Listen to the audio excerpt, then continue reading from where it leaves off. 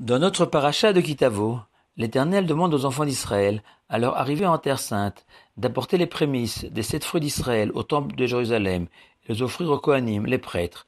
La Mishnah enseigne que dès qu'un homme remarquait que sa vigne ou son figuier ou son grenadier avait bourgeonné, il entourait les bourgeons avec un fil de jonc pour pouvoir les apporter au temple une fois les fruits parvenus à maturité. Et en s'inspirant de Zev Dov Slonim, un sage contemporain, on peut expliquer que les 3 fruits choisis comme exemple par la Mishnah représentent les 3 catégories du peuple juif. La figue, qui est entièrement consommable, symbolise les justes, à l'intégrité reconnue de tous. Le raisin, contenant des pépins, représente les juifs du milieu, ceux dont le bon penchant, la chair du raisin, l'emporte généralement sur le mauvais penchant, les pépins. Enfin, la grenade, remplie de pépins, correspond aux mécréants, incapables d'accomplir une véritable mitzvah sans qu'elle soit entachée par ses fautes.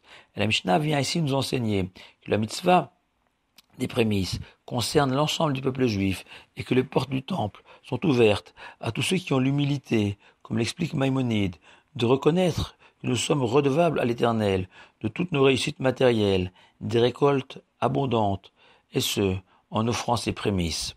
Reconnaître que Dieu est la source de toutes les bénédictions et le début de la Teshuvah, littéralement, retour en arrière. La preuve, lors de l'offrande de ses fruits, l'homme retraçait l'histoire du peuple juif, comme nous le faisons le soir de Pessah.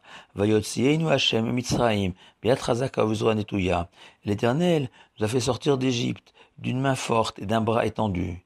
Prendre conscience de ses racines, de son identité, de son destin, c'est le premier pas de la rédemption.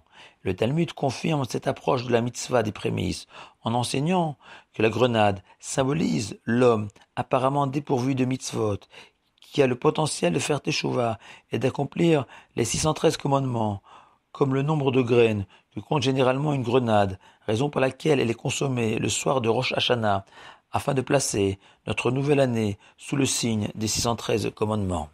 Par contre, bizarrement, Rachid, dans son commentaire sur notre paracha, cite uniquement la figue, symbolisant les justes, comme exemple de prémisse. Pourquoi ? Car la Torah conclut la mitzvah des prémices en annonçant « Et tu te réjouiras de tout le bien que l'Éternel t'a donné ». Comprendre que les mitzvot ne sont pas un fardeau, mais une source de joie, et le privilège des justes qui voient dans les mitzvot le Shabbat, la prière, la charité, que des moments de bonheur.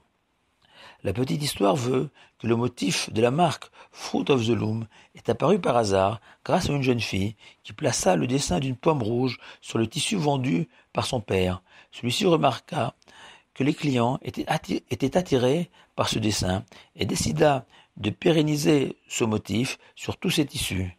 Fruit of the Loom, littéralement le fruit du métier à tisser, était né.